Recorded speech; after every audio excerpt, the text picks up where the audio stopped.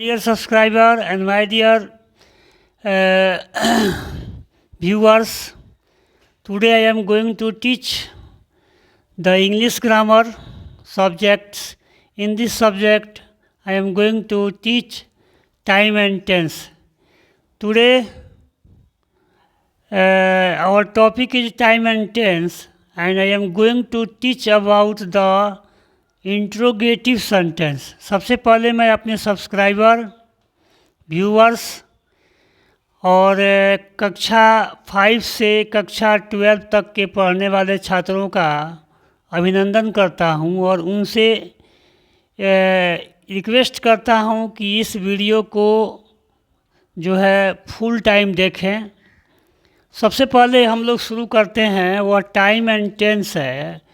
तो इसमें हम लोग जो सेंटेंस शुरू करेंगे आज का है वह इंट्रोगेटिव सेंटेंस है और उसमें हम लोग पढ़ेंगे प्रेजेंट इन डेफिनिट टेंस।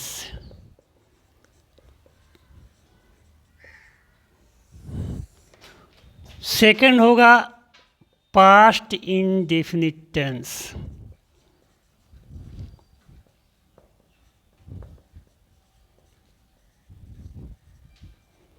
और थर्ड टेंस जो हम लोग पढ़ेंगे वह होगा फ्यूचर इन डेफिनिट टेंस। अब इन सब टेंसों के पहचान कैसे करेंगे इंट्रोगेटिव सेंटेंस के लिए। तो सबसे पहले हम लोग लिखते हैं आइडेंटिफिकेशन। आइडेंटिफिकेशन माने कैसे पहचानेंगे। तो हिंदी वाक्य का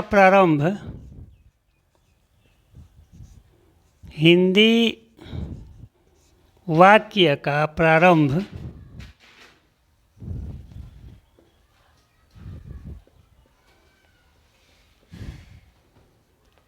क्या से होता है?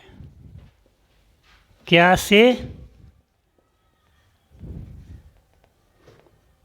होता है तथा प्रिंसिपल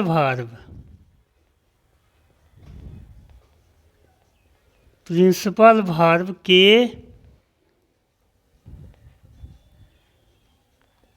अंत में ता है,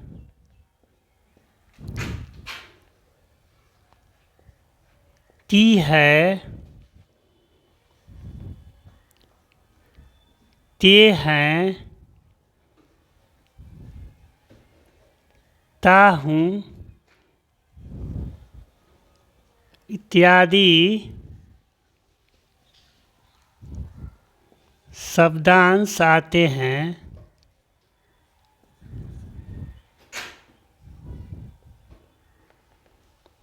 तो ऐसे वाक्यों को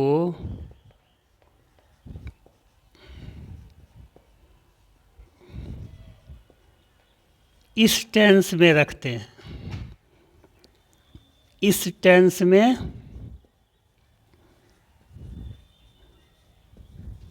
रखते हैं। तो हिंदी वाक्य को ध्यान से देखेंगे और ध्यान से देखने के बाद ये देखेंगे कि इसका प्रारंभ क्या से हो रहा है कि नहीं। और प्रिंसिपल वर्ब के अंत में ता है, ती है, ते है, ता हूँ इत्यादि शब्दांश अगर दिखाई पड़ता है तो समझ जाएंगे कि यह जो टेंस है, यह जो सेंटेंस दिया गया है वह प्रेजेंट इंडेफिनिट टेंस का सेंटेंस है। अब इसको जो है कुछ उदाहरण से हम लोग समझते हैं। कुछ अनुवाद जो है मतलब उदाहरण जो है से इसको हम लोग समझते हैं। फर्स्ट जो है क्या सीता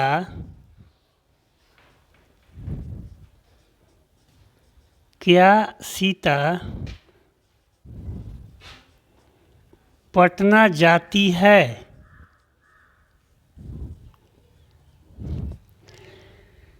इसमें एक चीज़ और लिख दिया जाए,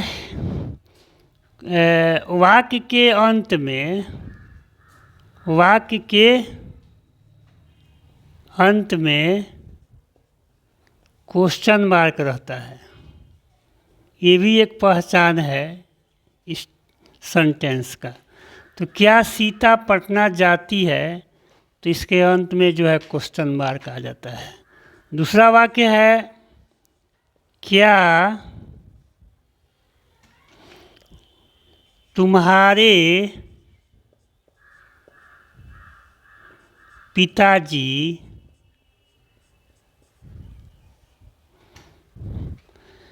क्या तुम्हारे पिताजी टहलते हैं?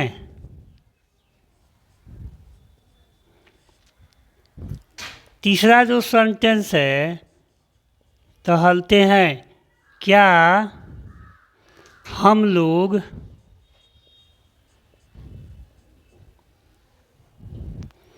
प्रतिदिन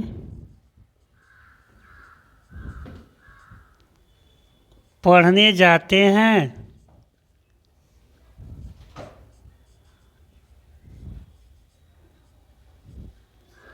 तो ये जो वाक्य है, ये तीनों वाक्य जो है क्या से शुरू हो रहा है, और प्रधान क्रिया जो है उसके अंत में ती है, ते है, ता है इत्यादि शब्दांश देखने को मिल रहा है। और क्वेश्चन मार्क से ये सेंटेंस जो है आपका ख़त्म हो रहा है।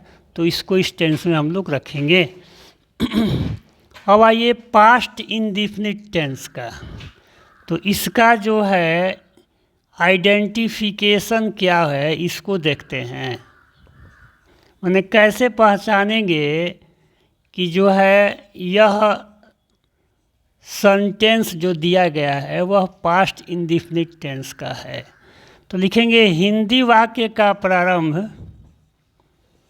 हिंदी वाक्य का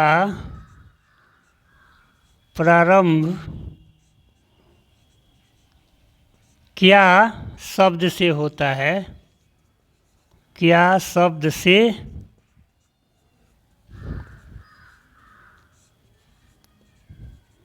तथा प्रिंसिपल वर्ब, प्रिंसिपल वर्ब के अंत में आ, ई, ए इत्यादि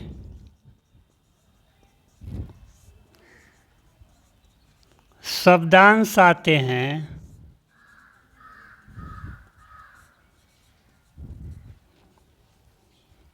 एवं वाक्य का अंत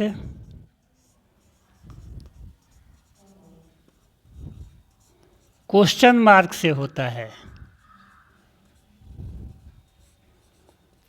तो ऐसे वाक्यों को हम लोग समझते हैं कि ये वाक्य जो है पास्ट इंडेफिनिट टेंस का है। अब इसको उदाहरण के द्वारा हम लोग देख रहे हैं कि रियल में जो पहचान दिया गया है वह उदाहरण में है कि नहीं, है ना। तो आइए इसको देखते हैं कि ये क्या है। फर्स्ट जो है, क्या वह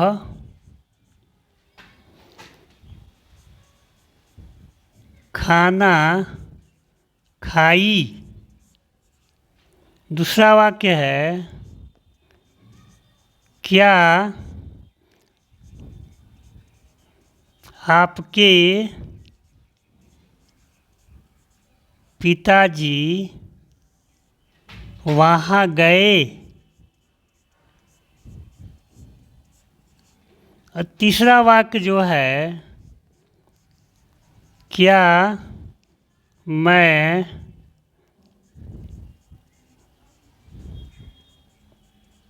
आप लोगों को पढ़ाया।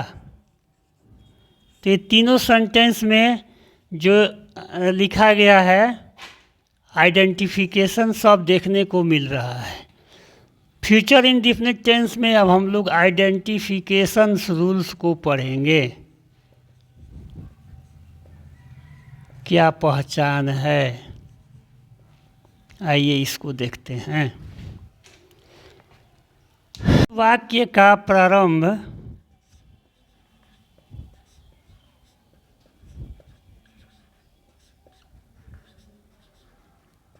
क्या शब्द से होता है?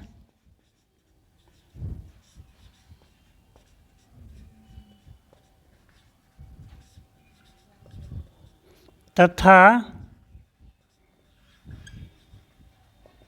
मेन वर्ब के अंत में गा, गे, गी इत्यादि शब्दांश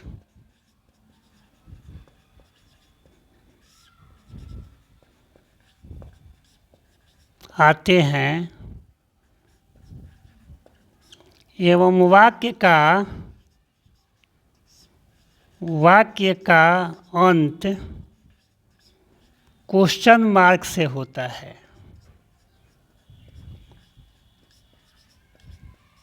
तो जो रूल्स लिखे जाते हैं उस रूल्स को आपको देखना है और एज इट इज उसको जो है याद करना है और उससे जो है हमें बोलना है, लिखना है। तो ये कोई बड़ी चीज़ नहीं है, ये प्रैक्टिस के ऊपर निर्भर करता है। जितना आप प्रैक्टिस करेंगे उतना ही जो है आपके लिए ये सरल और सहज होगा। ठीक है, तो फर्स्ट जो एग्जाम्पल दिया गया है इसमें, फर्स्ट एग्जाम्पल मैं दे रहा हूँ। क्या तुम वहाँ जाओगी? दूसरा वाक्य है क्या हम लोग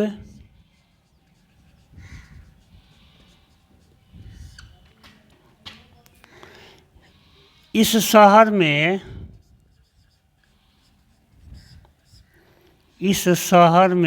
रहेंगे? तो ये जो वाक्य आपको दिया गया ये बिल्कुल जो है आइडेंटिफिकेशन रूल्स पर आपको सही है। अब देखिए प्रेजेंट इंडेफिनिट टेंस के स्ट्रक्चर को हम लोग देख करके इसको समझेंगे कि इसके जो अनुवाद जो है वो कैसे बनाया जाता है, इसको देखते हैं। तो सबसे पहले हम लोग स्ट्रक्चर को देखते हैं। तो प्रेजेंट इंडेफिनिट टेंस का जो स्ट्रक्चर है, जिसको पैटर्न भी बोला जाता है, इस प्रकार से लिखा जा रहा है। फर्स्ट है,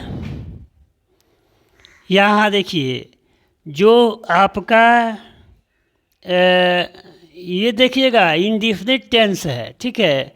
तो इसमें हम पहले डज का प्रयोग करते हैं और सिंगुलर सब्जेक्ट क्या होगा हमारा, तो सिंगुलर सब्जेक्ट होगा। ठीक है, वर्ब को हम पहले रूप में रखेंगे। प्रीपोजिशन होगा तो लगाएंगे, नहीं होगा तो नहीं लगाएंगे और क्वेश्चन मार्क लगा देंगे।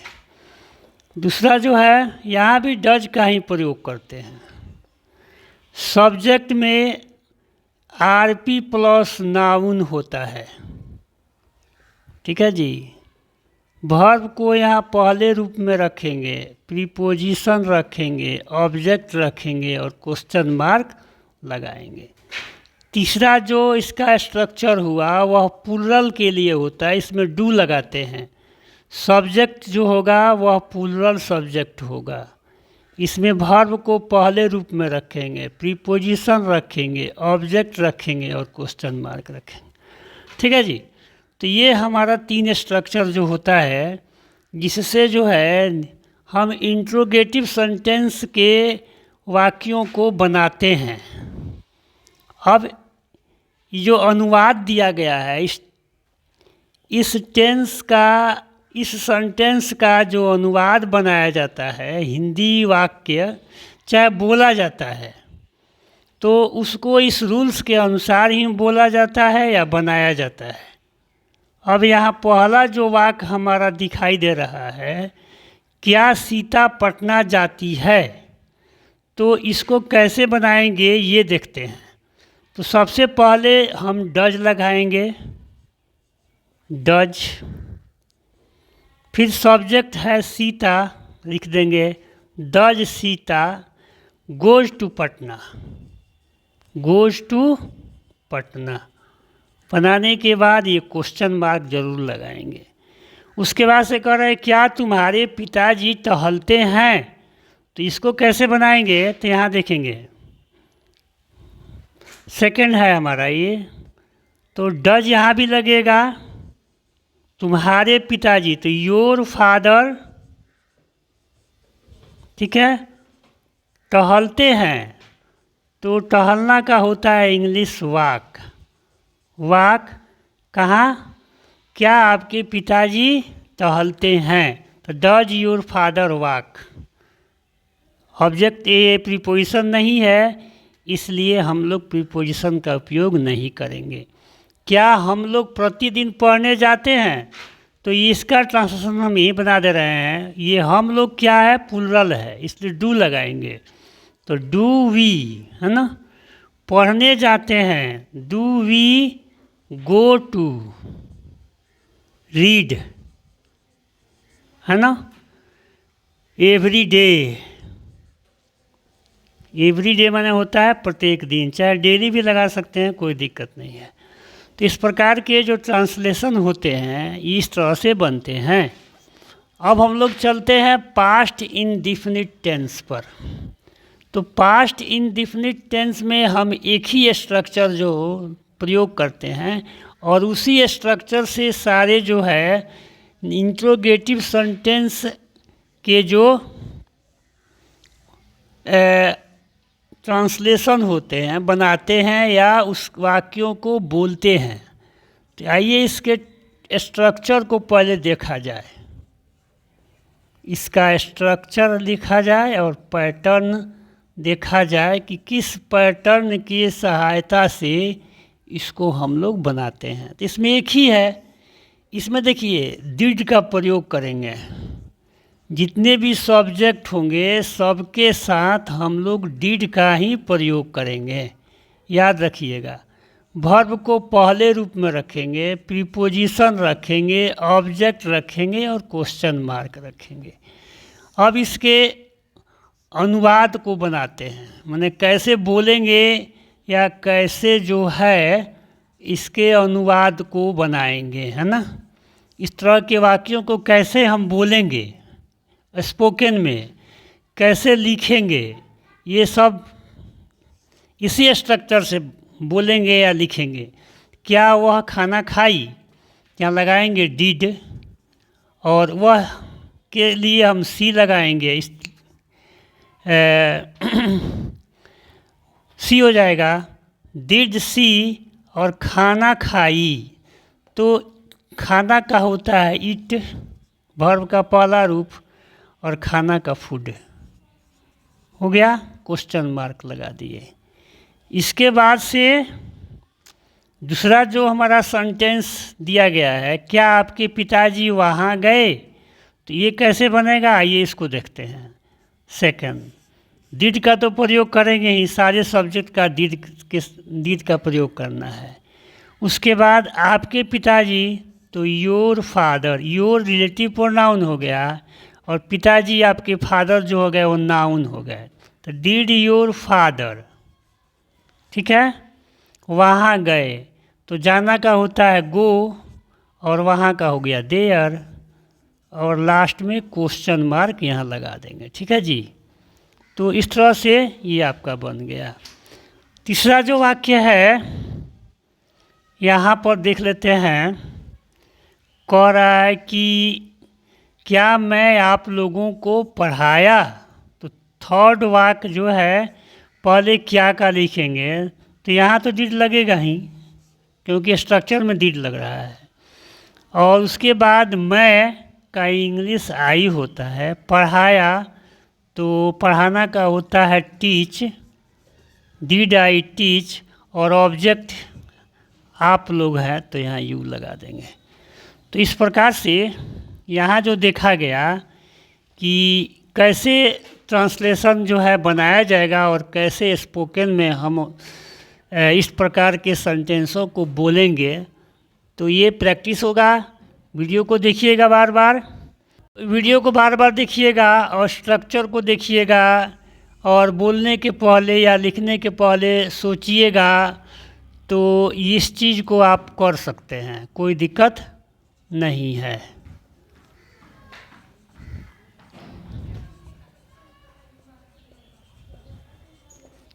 यहाँ देखिए स्ट्रक्चर जो है, इसमें फर्स्ट जो स्ट्रक्चर लगता है वह देखिए, इसमें डिड और डज का प्रयोग करते हैं, लेकिन यहाँ हम लोग क्या करते हैं, यहाँ हम विल का प्रयोग करेंगे, ठीक है। और सब्जेक्ट जो होगा वह रेस्ट सब्जेक्ट होगा, मतलब सब्जेक्ट जब हम लोग रखेंगे तो वह रेस्ट सब्जेक्ट होगा।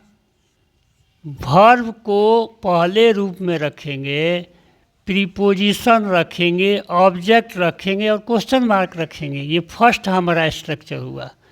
सेकेंड स्ट्रक्चर हुआ, यहाँ सेल लगाएंगे और सब्जेक्ट होगा आई और वी। वर्ब का पहला रूप होगा, प्रीपोजिशन होगा, ऑब्जेक्ट होगा और क्वेश्चन मार्क होगा। अब आइए इसके इलस्ट्रेशन को हम लोग देखते हैं, मतलब कैसे इसको बना लेंगे। तो ये ट्रांसलेशन है, ट्रांसलेशन को हम लोग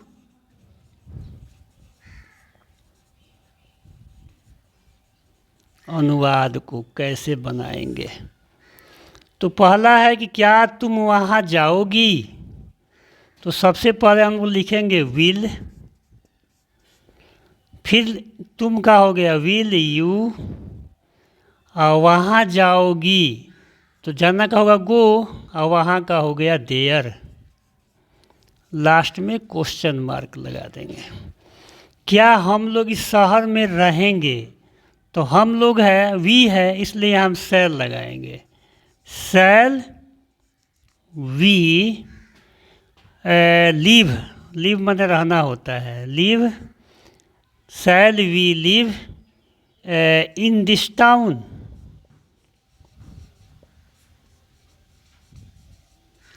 तो इस प्रकार से ये जो टेंस आपको पढ़ाया गया इंट्रोगेटिव सेंटेंस का, उसमें आपको स्ट्रक्चर दिया गया, अनुवाद दिया गया और रूल्स बताया गया। आप क्या कीजिएगा कि इस वीडियो को आप देखिएगा और देख करके जो है आप इसको समझने का प्रयास कीजिएगा।